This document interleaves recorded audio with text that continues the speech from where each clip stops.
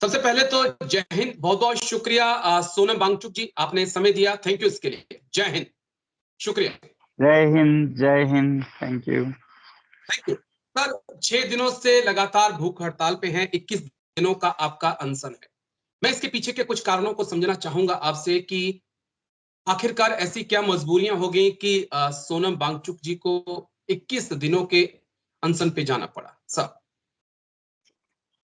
जी, तो इसका सिलसिला शुरू हुआ 2019 में जब लद्दाख यूटी बना। तब हमारे 2 खदशात या मांगे थी। एक तो था कि ये यूटी विद लेजिस्लेटिव असेंबली बने जिसमें जी, लोकतंत्र हो। दूसरा था ओके। कि इस यूटी में जो हमारे नाजुक संवेदनशील पर्वतीय इलाका है और यहाँ पर जो संस्कृतियां हैं, जनजातीय संस्कृतियां, उनका संरक्षण हो। और उसके लिए 6 शेड्यूल जो कि ऐसे जनजातियों के लिए बना हुआ है। तो ये हमारी उम्मीद थी और उम्मीद से भी बेहतर सरकार ने कई बार आश्वासन दिया, वादे किए कि ये दिया जाएगा। तो ये वादे सिर्फ बड़े सभाओं में नहीं बल्कि एनसीईआरटी, लॉ मिनिस्ट्री, इनके मीटिंग्स में हुए, ये मिनट्स में है। और 2 बार तो इन्होंने जी, 2 इलेक्शंस में मैनिफेस्टो में टॉप 3 में रखा। पहली बार 19 में संसदीय चुनाव में और फिर 2020 में हिल काउंसिल के चुनाव में टॉप एजेंडे पे रखा। और उसी के विश्वास से लोगों ने उन्हें भारी बहुमत से जिताया। मगर उसके बाद वो खामोश हो गए और खामोशी चलती रही। और कभी टॉक्स होते, कभी नहीं होते, तो ऐसा टाल मटोल 4 साल तक चला। और अभी 2024 में 4 दिसंबर को पहली बार हाई पावर कमिटी का मीटिंग हुआ। उसमें भी जी, टालने लगे कि या कभी लिख के दो बोले, कभी आपका साइज बड़ा है उसे छोटा करो। तो कई मीटिंग्स हुए, कोई 4 मीटिंग्स। दिसंबर 4 के बाद फरवरी 19, फरवरी 19 के बाद फरवरी 24, फिर मार्च 4 को आखिरी जी। मीटिंग हुआ जिसमें कि बताया गया हम आपका ये नहीं कर सकते हैं, आपको ना हम लोकतंत्र दे सकते हैं असेंबली, ना ही हम आपको 6 शेड्यूल का संरक्षण दे सकते हैं। तो इसलिए हम मजबूर होकर ये अनशन पे बैठे हैं। अगर मैं बहुत आसान शब्दों में सोनम वांगचुक सर से समझना चाहूं तो आप ये कह रहे हैं कि लद्दाख एक स्टेट का दर्जा चाहता है और चाहता है कि जो जो प्राकृतिक संपदाएं वहां पर है उनके साथ खिलवाड़ ना हो। क्या मैं ऐसे अपने दर्शकों के लिए समझ सकता हूं आपसे? जी, जी, स्टेट का चाहता है। अगर वो साधनों के वजह से सरकार के लिए मुश्किल हो तो यूटी विद लेजिस्लेचर कम से कम हो। जी। एक चीज आपने एक चीज और मैं आपसे समझना चाहूंगा। कहा जा रहा है कि 4 बार मुलाकात भी अ, हो चुकी है, मीटिंग गवर्नमेंट के साथ हुई है, लेकिन कोई नतीजा नहीं निकल पाया है। इसके बारे में क्या कहना चाहेंगे आप? तो 4 बार तो अभी पिछले 2-3 महीनों में हुए। उससे पहले 2020 से कोई और 6 मीटिंग, तो कोई 10 मीटिंग हो चुके हैं। तो इसके बारे में मैं ये कहूँगा कि शुरू-शुरू में बहुत उत्सुकता थी सरकार में भी, जब वचन दिए, वादे किए और फिर वो खामोश हो गए। तो हम भी असमंजस में हैं कि ऐसे कोई खामोश कैसे हो सकता है? ऐसे कोई वादों से पीछे कैसे हट सकता है? तो हमें समझ ये आता है और विपक्ष के कुछ नेताओं ने भी साफ-साफ कहा है कि इसके पीछे औद्योगिक जो गुट हैं, इंडस्ट्रियल लॉबीज़, माइनिंग लॉबीज़, उनका दबाव है। वो नहीं चाहते कि लद्दाख के ये पहाड़ संरक्षित रहे, जी, जिससे कि उनके लिए हानि होगी, वो खिलवाड़ नहीं कर पाएँगे। तो वो दबाव डाल रहे हैं सरकार पर कि लद्दाख को ये कतई ना दें आप।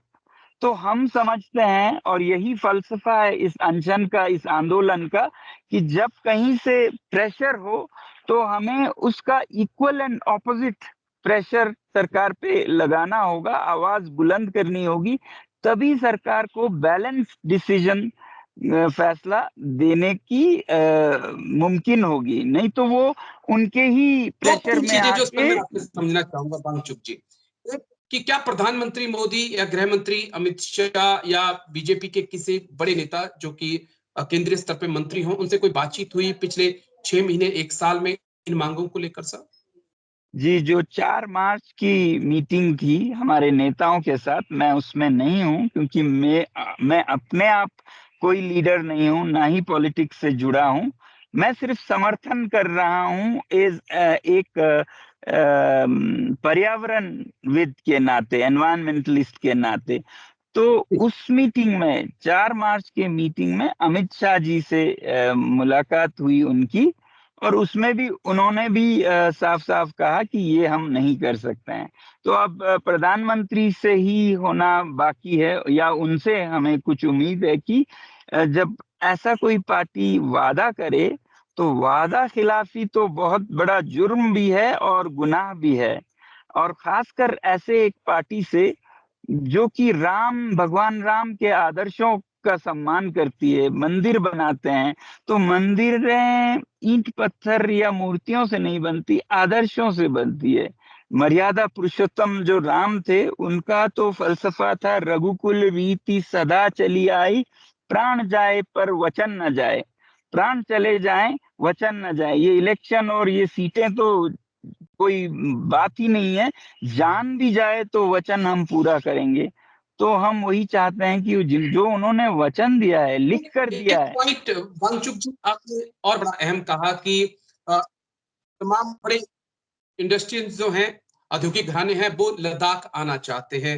अब सर जो चीज मैं समझना चाहता हूँ कि अगर इंडस्ट्री वहां पे आएंगी, उद्योग वहां पर लगेंगे, तो उसका प्लस पॉइंट ये भी तो है एक कि वहां पर विकास भी होगा, लोगों के रोड बनेंगे, सड़कें बनेंगी, मोबाइल टावर्स लगेंगे, कारखाने खुलेंगे, युवाओं को जॉब्स मिलेंगी। क्या हम उस लिहाज से चीजों को नहीं देख सकते हैं बांगचुक जी? बिल्कुल, बिल्कुल, बिल्कुल, बिल्कुल देख सकते हैं, देखना भी चाहिए। तो ये जो 6 शेड्यूल है, ये कोई दीवार नहीं है जो बंद जी कर दे लद्दाख को इन सब से। 6 शेड्यूल में सिर्फ ये है कि ये कहती है कि यहाँ के स्थानीय काउंसिल होंगे, परिषद, जैसे छोटी असेंबली, जिले के स्तर पर, जिसमें यहाँ की स्थानीय जनजाति के लोग, चुने हुए प्रतिनिधि आके फैसला करेंगे कि क्या करना है, क्या नहीं करना है। वो चाहें तो माइनिंग भी हो सकता है, वो चाहें तो उद्योग भी लग सकता है, जितना भी लग सकता है। बात यही है कि यहाँ के स्थानीय जनता के समन्वय के साथ सब कुछ हो सकता है, उस समन्वय के बिना नहीं हो सकता है। अभी हालत ये है कि एक उपराज्यपाल, लेफ्टिनेंट गवर्नर जो चाहे कर सकते हैं, और लद्दाख के लोगों का उसमें कोई जुबान नहीं है। अब एक एलजी जो कहीं बाहर से आते हैं, उनको लद्दाख का कुछ नहीं पता है, वो 3-4 साल रहेंगे और फिर क्योंकि उन्हें समझने में ही चला जाता है 3-4 साल, फिर चले जाते हैं। ऐसे में वो गलतियां करेंगे और इन गलतियों का खामियाजा हमारे जनजातीय लोगों को पीढ़ी दर पीढ़ी भुगतना पड़ेगा। और अगर वो अच्छे हों तो भी गलती करेंगे, बुरे हों तो वो बेच देंगे लद्दाख को इन उद्योगपतियों को। तो ऐसे जी अंधाधुंध विकास का जो विनाश है, हम वो हिमाचल में देख रहे हैं, हम वो उत्तराखंड में देख रहे हैं, मैं कह रहा था ऐसे विकास या विनाश का जो नतीजा है, वो हम हिमाचल से, उत्तराखंड से लेके सिक्किम तक देख रहे हैं, जहां सरकार को लेने के देने पड़ जाते हैं। पहले तो वो इसी पीढ़ी का सोच के, और इस पीढ़ी में भी कुछ ही अमीर लोगों का सोच के कुछ भी करने देते हैं, और फिर पीढ़ियों को इसका खामियाजा भुगतना पड़ता है। आपने देखा हिमाचल में कैसे एक बारिश में सारा का सारा ढह जाता है। ठीक है सर। बस मेरा एक आखिरी सवाल आपसे जो मैं समझना चाहूंगा, क्योंकि अभी आगे का क्या प्लान आपका है सोनम वांगचुक जी? लंबा अनशन है आपका 21 दिनों का, और क्या प्लानिंग है आपकी? आपके साथ कितने लोग हैं जो आपके समर्थन में जुटे हुए हैं सोनम जी? पूरा लद्दाख समर्थन में है। जैसे 3 फरवरी को अगर आपने देखा हो तो 30,000 लोग लगभग आए, जो कि लेह जिले के जो एडल्ट पॉपुलेशन है उसका 1/3 था। दिल्ली में अगर ऐसे ही मिलते तो 40 लाख 50 लाख के बराबर है।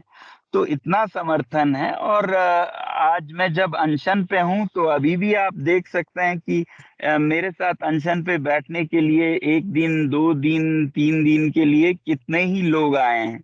तो ये सब हर दिन आकर अनशन पे बैठते हैं ताकि सरकार तक उनकी आवाज जाए। तो लोगों का तो बहुत